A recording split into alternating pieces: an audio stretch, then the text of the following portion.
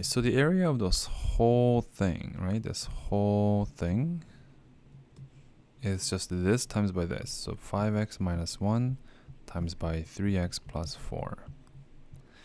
And then we have to subtract the area of this white part. Again, it's a rectangle, so it's x minus 1, x plus 1. We have to subtract. The difference will be the blue area.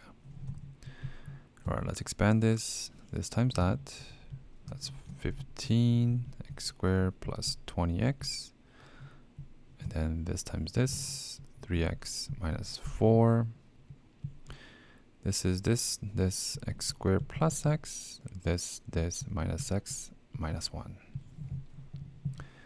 Alright, let's collect those two.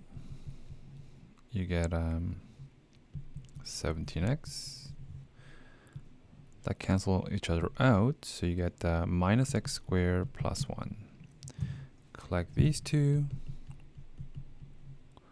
That's by itself. Collect these two.